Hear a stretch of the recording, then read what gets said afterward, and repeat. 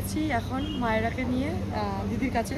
তো এখন কেক কাটানো হবে দিদির কাছে, তো কেক অর্ডার করা হচ্ছে, কিন্তু ক্যাশ অন ডেলিভারি নেই তো একদম।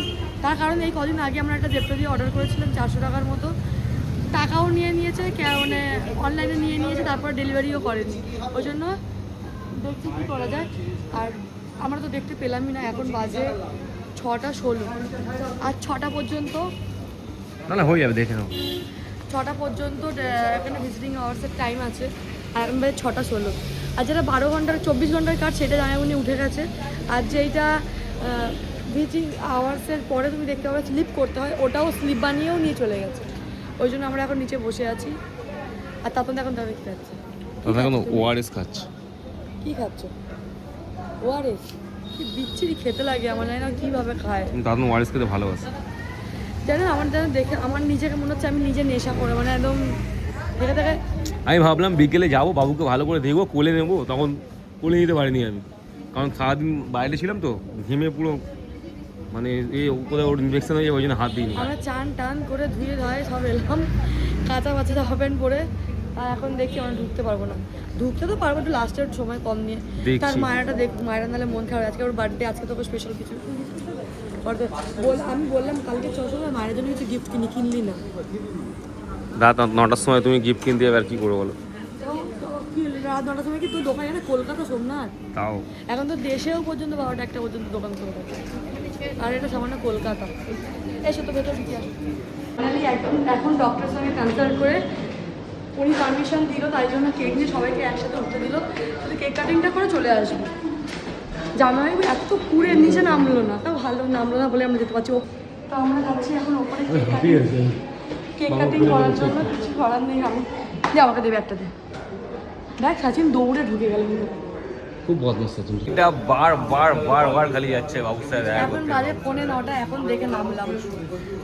আমরা 5টা থেকে 6টা পর্যন্ত টাইম, আমরা এসে পাক্কা 6টা বলতে 3 মিনিট বাকি। হ্যাঁ, দেখতে পেয়েছে বলে আমরা বললাম অ্যালাউ করছিল আমাদেরকে। এবার বাড়ি যাবো। হ্যাঁ ঠিক আছে, বাড়ি গিয়ে তুই বলছিস আমি বাড়ি যাবি। হ্যাঁ, দাদামিকে কিছু খাওয়াবো, তখন 100 বার। আজকে ও ভাত খায়নি, ও তারপরে যত রাত ঠিক আছে, আমি আমার বাড়ি যাবো। ঠিক আছে 100। কারণ এই কদিন আমার ভীষণ শরীর খারাপ হয়েছে। হ্যাঁ, আমি কালকে সকালে উঠে আমাকে আবার ফের রাহুলকে দেখতে যেতে হবে হস্টেলে। যেতে হবে, যখন ফোন করেছিল বলছিল ভাই দাদা একটু আসিস কালকে সকালে। ও আসবে না, দেখিস কি বিলিং ব্যাপার। আমি আসলে ভাবছিলাম ওকে জেনারেল বেডে দিয়েছে, তো আমি কালকে তুই যদি যাস তাহলে না, কালকে সকালে তোকে যেতে হবে। যদি হয়তো একবার আমি তোকে বিকেলে ওখান দিয়ে তাড়াতাড়ি ঘুরিয়ে নিয়ে এখানে চলে আসবো। এখানে তো 6টার পরে উঠতে দিচ্ছে, তাহলে অত অসুবিধা কি আছে?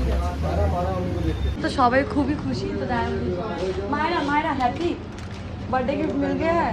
मायरा को बर्थडे गिफ्ट मिल गया। আর এইবারের বার্থডেটা মায়েরার খুবই খুবই স্পেশাল, শুধু ওর জন্য না, সকলের জন্য। আর এরপর থেকে বার্থডেগুলো খুবই স্পেশাল হতে চলেছে। একটা পার্টনার পেয়ে গেল, মানে আর কিছু বলা যায়। একসাথে কেক কাটবে, একসাথে একসাথে কেক কাটবে, তাই না? मामम ना ताता ने दीदी दीदी देखा है, माँ ताता ऐसे मत करो, हम तुम्हारी बड़ी दीदी है ना। अब ई बोलेगा उसको, मतलब ए ओके बोलबे, हम तुम्हारी बड़ी दीदी है ना, मत करो। हम बात होता था। ও চিড়ে ভাজা খাবে বলছিল রে, চিড়ে ভাজা খেতে চাইছিল। যখন চিড়ে ভাজা খাই আমি ছিলাম না, কি মানে ও যেটা চেষ্টা করি ওকে চিপস আর লজেন্স থেকে কেক বিস্কুট এইসব খাওয়াতে, ওর কেকটা বল চিপস কি না, ওকে তারাঙ্গে একটা ভালো জিনিস ধরেছি, ওআরএস খাওয়ার। ওআরএস খাওয়া, কোল্ড ড্রিঙ্কস একদম দিয়ে না, ওআরএস খাওয়ায়। তোর পেট से निकल पता है अंजलि के सब बिस्किट मांगा, 2 हाथ में लिया, ठीक है, फिर और एक चाहिए था, पूरा गोटा बिस्किट मुंह में, फिर बोला और एक पूरा हाथ गंदा है इसका। Happy birthday to you, happy birthday dear Myra and my। वो आपको न्यू बेबी आपको बाद में पता चलेगा। ये वाला बर्थडे कुछ स्पेशल ही है, बहुत स्पेशल। मम्मी नहीं खाई, मम्मी को नहीं देना है। नानी को दो, मम्मी नहीं खाई, मम्मी को देना क्या? नानी को दो माँ, नानी তুমি খাবে? आगे দাঁড়াও, नानी को दो, नानी को दो। ওকে দাও। তো এখন বাজে 7:45, এখনো পর্যন্ত ওরা দেখা অ্যালাউ করেছে, যেহেতু ওরা আলাদা কেবিন নিয়েছে ওই জন্য। উনি তো মাস্ট ঘুমাচ্ছেন, ওনার কথা বাদ দাও। আর ইনি তো ভিআইপি ব্যাপার, मस्ती मस्ती এসে লোক জিজ্ঞেস করে হচ্ছে আপনি কি খাবেন ম্যাম, আপনি কি খাবেন ম্যাম। হ্যাঁ দেখেছো মানে আমিও ভাবছি কি আমি যদি থেকে যেতাম বেশ ভালোই হতো। কত থেকে জাম চলে যাচ্ছে একে বলে গেলো আপনি কি খাবেন ম্যাম, এই হয় জানো তো, বাচ্চা হওয়ার পর নিজেকে একটা ভিআইপি মনে হয়, আই এম ভিআইপি। আমি নানি তো আমি আরো ভিআইপি, হ্যাঁ আমি নানি না আরো ভিআইপি। এসে একটু জিজ্ঞেস করলো আপনি মাছ খাবেন না ডিম খাবেন, আমি বললাম আমি মাছ বলতে খাবো, হবে কষা কষা মাংস আর রাইস করে দিতে, বলতে না আমি তাহলে ফারিবির কিচেনের এই করে দিতে বিরিয়ানি। তো তোদের দেখে দেখে আর হচ্ছে না, কতবার যেতে হয়। আর এ ভয়তে মশারি খুলছিল না, আমি মশারিটা খুলে দেখালাম। হ্যাঁ বারবার যাচ্ছিস এখন তোদের জন্য কটা বাজে টাইম বল? জানিস বেচারা রাহুলটা দেখতে যেতে পারছে না। না কি না 9:45 বাজে। না তো কি হয়েছে 15টা বাজে তো। ওই তো বলছি এখন তেমন এখনো বাড়ি যাইনি। মারা চিপস তো করে हमको नहीं दिए। এটা তোর জন্য আমি চিপস দিলাম, তাতানের জন্য আমি জানি। তোর জন্য হে না তোমার লিয়ে রাখছে। ये हम लेकर आए मत हमें दीदा पाइते हमें दीदा ওরে বাবা রে গায়ে গালে লাগাচ্ছে দাদা একটু গালে একটু গালে একটু হে দা ও চলো। আহ কেক কাট কি সুন্দর আওয়াজ হলো দেখেছিস আমাকে मालूम है तुम्हें एक ब्लॉग और एक शॉर्ट। चलो मारे बोल दिया मैं।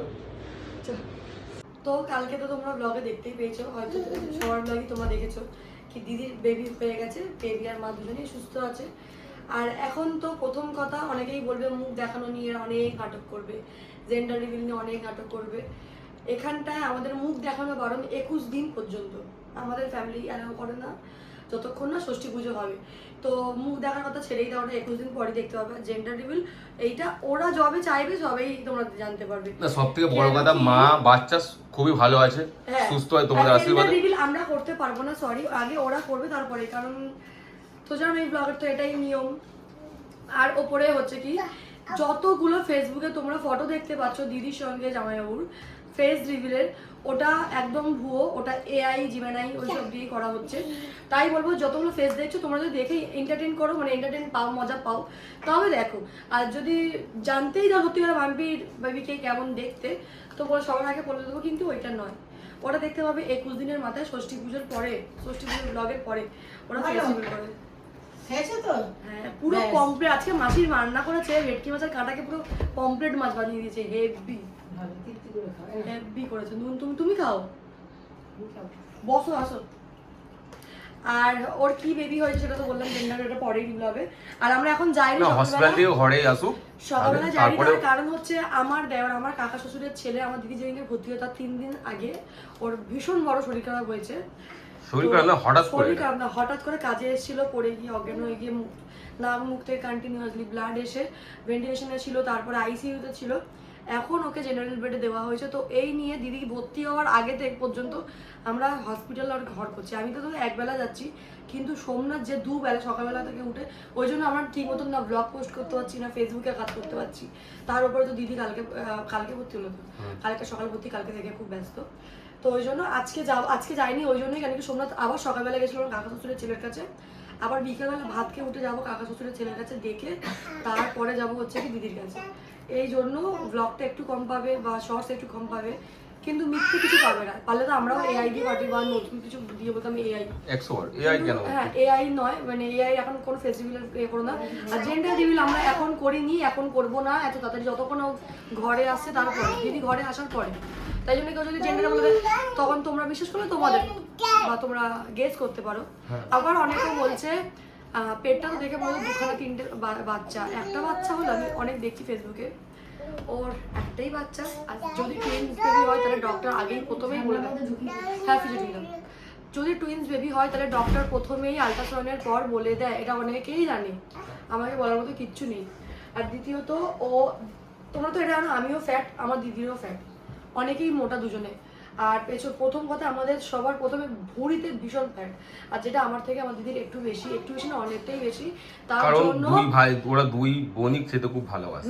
আর ওর বেবি খাওয়া এরা কোনোদিন কমাতে পারবে না। আমি শুধু একটা কথা বলতে পারি, ওর ওয়েট খুবই কম, মায়েরার থেকেও কম, আমার তাতানের থেকেও কমই বলতে পারো ওর ওয়েটটা যখন ও হয়েছে। এবার তোমরা জানো যে ব্লগ আগে থেকে দেখতে তাতানের কত ওয়েট হয়েছিল। আর চুলটা ওর মায়ের মতন পায়নি, ও পেয়েছে ওর বাবার মতন, মানে ওর মায়ের মতন পায়নি। তো তো এরপর তো ফেসবুকের ব্লগ পাবে, কিন্তু সবার আগে বলি, অনেকে জানতে চাইবে হয়তো দিদি কেমন আছে, দিদি সুস্থ আছে, শুধু ওর মুখটা না একটু ফোলা ফোলা লাগছে, একটু না বেশি। মানে ওকে তো অ্যানেস্থেসিয়া দিয়েছিল, তো ওটা আস্তে আস্তে যখন যাই হোক আমার যেন অনেক মনে লাগছে তো। এটা আসছে, এটা অ্যাকসেন্টটা কাটছে তো, ওটা মুখটা একটু ফুল। আর আমার না খুব ইচ্ছে করছে কি আমি ওর কাছে থাকি, শুধু তাতানের জন্য আমি থাকতে পারছি না। যদি তাতানকে অ্যালাউ করতো আমি থেকে যেতাম, ভীষণ ইচ্ছা করছে, মানে আমার ইচ্ছে থাকছে। আমি কতবার যে ভিডিও কল করেছি ওকে, বলেও যেতে পারবো না। আর সবাই খুব খুশি, আমার মাম্মাম তো বেশি খুবই খুশি, তাই না মাম্মাম? তো যাই হোক, ব্লগটাকে কন্টিনিউ করার জন্য তোমাদের থ্যাংক ইউ। আর যদি এরপরে কোনো হসপিটাল ব্লগ দেখতে চাও আমি যাব, এরপরে ব্লগ বানাবো দিদির সাথে। তো তার জন্য ব্লগটাকে লাইক, কমেন্ট অ্যান্ড সাবস্ক্রাইব করে দাও। আর দেখা হচ্ছে নেক্সট ভিডিওতে।